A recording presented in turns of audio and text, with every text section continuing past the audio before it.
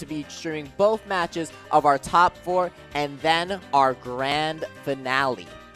So let's just go ahead and dive into Yep, this let's match right dive right into it. I think we've talked long enough, ladies and gentlemen. Here we go. Top 8 match. Grovyle27 rocking the Zapdos, the Lele, the Metagross, and the Salamence. And over here on SanTrap's side, we're seeing Gengar, Whimsicott, Kommo-o, and Incineroar. So SanTrap, this is his first time on stream in this entire tournament.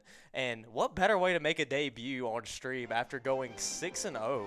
Yes, Swiss. Absolutely. And, you know, this is where dreams are made of. Someone is going to be walking away with that $50 card. And without further ado, normal delays, let's get right into it. Remember, if you are enjoying the stream, if you are enjoying what we're doing, be sure to tweet out top 8 hype. So right now, we're going to go ahead and see the leads from these two. SanTrap leading Gengar Whimsicott, a very, very terrifying combination. Yes, Whimsicott having amazing options as far as Encore, Tailwind. I made a video about it. I think it's the best prankster user in the current meta. Such a great prankster user too, especially with Fake Tears and pairing it up next to Gengar. And we're going to see the Lele Zapdos lead from Grovyle's in with the Psychic Seed to boost the special defense. Yep, and Gengar being forced to switch out, not wanting to take a Psychic from what is presumably a Scarf Lele, which can outspeed the Gengar. It would come down to how the Pokemon is trained, but not even wanting to take the risk and setting up the Tailwind for the turn. Right, so SanTrap's going to have the speed advantage here, and Lele opted to go for the Shadow Ball onto Incineroar. Ooh, wow. And, yep, that is probably going to be, there's probably going to be a switch next time. And look at that meaty damage on Whimsicott. Surely breaking this up and getting the burn. Another 10% burn here. I think that's the second one we've seen. So a lot of these RNG coming into play with burns. Yes. Oh, but we are going to be seeing the Encore next turn. It's Encoring the Zapdos into the Heat Wave, actually. Not wanting it to switch up moves, but the Shadow Ball is going to be going into the Whimsicott and holding on just barely.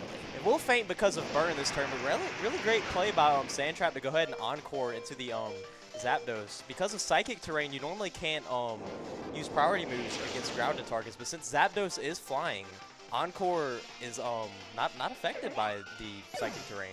Yes, and that just goes to show you need to know all your terrain know-hows. But with the KO of Whimsicott, we're going to see the Kommo-o in the Tailwind coming out. The Lele pressures it super hard, but once again, it is locked into a move. And also, SanTrap has Tailwind up here, so he's not really fearing a speed increase too much. So Incineroar might be able to just go ahead and knock Lele out. But we're gonna see one of the greatest Z moves in the game here. The best. Are we gonna get flagged on YouTube now? We probably will, but we're on Twitch, so that's the difference. Yeah, we're on Twitch, boys. We next generation. Let's. So Kommo-o is gonna go ahead and clang all over you.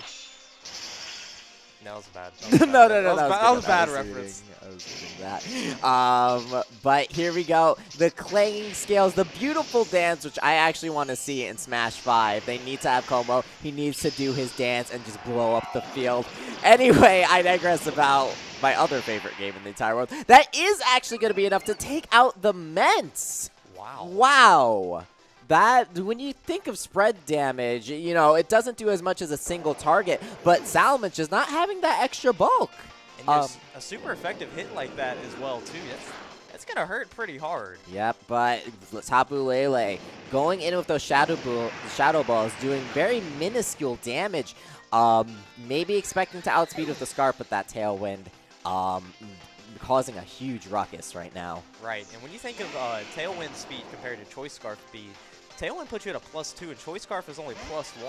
So you still have the upper hand on Choice Scarf users as well, too. Absolutely, and Lele not being the fastest thing in the world, it is going to get beat out, unfortunately. But we're just going to see a safe clanging scales getting the spread damage right there on both Pokemon, but dropping the defense and special defense. And the Flare Blitz surely going out on the Metagross. Oh, sorry, Zapdos? Holding on. The imaginary Focus Sash yet again. And Incineroar are going to go ahead and pop its presumed Figgy Berry. Yes. And that's a great synergy with Flare Blitz, being able to damage yourself, but also heal yourself up back afterward. Ooh, but what is this? Wait a second. We're going to see a Psychium Z coming out from Metagross. Psychium Z Metagross, ladies and gentlemen. This is the stuff that dreams are made of in the Psychic terrain, nevertheless. This is something I haven't seen since 2017 VGC. I actually ran something very similar. I ran Lele and Metagross during that time, and Psychium Z on Metagross is catch a lot of people off guard, especially since the Clinging Scales came out from Kommo-o, the defense drop. That proved to be very fatal here. Yeah, and that's definitely going to spell the end, but the Gengar is coming back out. Just, definitely going to be the fastest Pokemon on the field. Just going to go for the safe Shadow Ball, getting rid of that Zapdos. Right, doesn't want that Zapdos getting a hit onto Incineroar or Gengar, and Incineroar actually outspeeds Metagross here. Ooh, and then is this going to be the kill? Ooh, having enough bulk to actually survive, almost knocking itself out in the process, but just hanging on by a thread, and the Gengar is gonna go down. Wow. And ooh. Curse Body's gonna come in and disable Zen Headbutt. Not really gonna matter too much of this late in the game, but the HP differences are so similar. Last Pokemon, and Incineroar is going to pick up. Wait, is it gonna knock himself? No, wait. No. He would. Wait, what? In this case, if Metagross knocked out first. Yeah, right. He still hangs on, so it doesn't matter. He hangs on, so it doesn't even matter. But what a close first match right there. The first match is going to be going in favor of Mr. SanTrap himself. We're going to be getting our second match up and running. But did we ever get the results for Flawless? We'll get back to that in a little bit. We'll take a break after we finish these matches right here. But I really like what SanTrap was doing there with the Gengar. He had it out, but he didn't actually Mega Evolve it. He chose to switch it back in. So maybe making his opponent think that it was going to Mega Evolve, so they wouldn't even think about switching out. Yeah, I mean, that's a mind game in itself. I always say, like, sometimes it's better to preserve your Mega Evolution as opposed to just going right out the gate with it. And, you know, that's something you really want to keep in mind, too. Even though Gengar may get a little bit more special attack, it'll be a lot more offensive, but you want to keep that ability in play. Yes, and with that being said, we are going to be going into match number 2. Let's check it out right here on the screen for ya.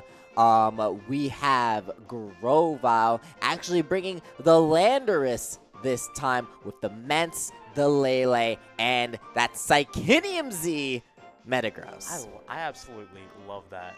It's so old school. Like, it's epic. If it ain't broke, don't fix it. Exactly. And on the other side, we're going to see SanTrap Gamer bringing the Tapu Koko this time, the Whimsicott, the Kommo-o, and Incineroar. The Kommo-o putting in so much work with that Clanging Scales, doing amazing damage. Right, and it's really neat to see Koko being the lead here, probably so SanTrap can avoid having Psychic Terrain coming up and stopping Whimsicott from using its Prankster ability.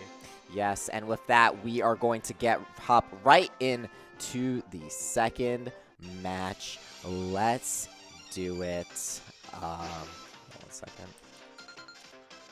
So this is going to be the second game in the best of 3 here. We're going to see the Landorus and the Salamence coming out. So a double Intimidate lead versus SanTrap's Koko and Whimsicott. So yeah. Very fast lead from SanTrap's side. Yes, but that Whimsicott proving so useful in the last match, being able to get off that tailwind and outspeeding some major threats. But now that we have the Landorus here, how is this going to play into the equation? Right, and at any time, like, because SanTrap may want to go for a fake Tears, Dazzling Gleam, or Thunderbolt. It's a Salamence or something like that. But he has to fear the Lele coming in. Yes, the Lele being a huge huge problem. Just getting rid of that terrain. Going for the fake tears. So he doesn't even mind the Lele switch in. And we're going to see hidden power come out from Kommo-o here and fake tears. Even if it's Assault Vest, that is a dead Landorus. Yeah, that is ×4 effective, my friend. Along with a life orb reveal as well, as Salamence just goes for the flamethrower on the Whimsicott. And it's not even going to go down. That is one beefy little cotton ball right there. Right. Showing you that Kleenex is still very alive and well. Kleenex. So Lele is going to come in, activate the Psychic Terrain. Kommo-o going to go ahead and protect here. Doesn't want to take a Psychic or anything from that Lele. Whimsicott's going to go ahead, Tailwind, ensure that Kommo-o will be the fastest thing on the field. Yeah, it really depends on what Lele decides to do. You're actually going into the Kommo-o. Ooh, a double attack into the Kommo-o. Oh, excuse me, the Hyper Voice. But it is going to be enough to take out the Whimsicott. That definitely was the safe play, making sure he got the spread, just in case that Protect came out, which it definitely did. Right, and it's good to see SanTrap making that play there, because he must have noticed the Lele was Choice Scarf. So he tailwinded in order to make sure his Kommo-o was faster, so he could get the upper hand on the Lele. Absolutely, and... That Thunderbolt's going to do a lot of damage to Lele, taking it below 50%. And Moonblast is going to come out right into Incineroar and do right at 50, it looks like.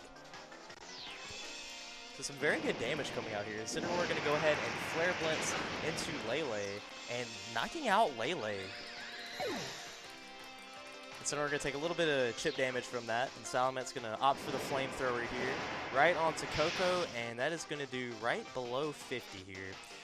You're going to see the Metagross switch in. The Psychic Z is very threatening onto Kommo-o right now, so we may just see it protect, but yep. So Kommo-o is going to protect here. We're going to be seeing Incineroar go ahead for the Flare Blitz onto Metagross, knowing that because of Tailwind, SanTrap is the fastest, has the fastest Pokemon on the field here, and a crit as well too. So that's really hurting Grovyle there, but because of that Flare Blitz recoil, we're going to have the Figgy Berry activate and bring Incineroar back up to at least 50% health. All right, and... Have Salamence here is going for the Hyper Voice. I believe Kommo-o protected, and then Incineroar is right back down to the red again. Yes, now Incineroar is looking in a lot of danger right here, and doesn't even matter when you got that HP Ice right there. Almost taking out Salamence. Ooh, and the knockoff is going to be coming through, and that is going to be the end of the game. SanTrap VGC taking that match 2-0. Right, and that first game was very close, but I feel like SanTrap adjusted very well there, knowing, kind of get a feel for his opponent's play style, and just kind of had a stomping tantrum in that game.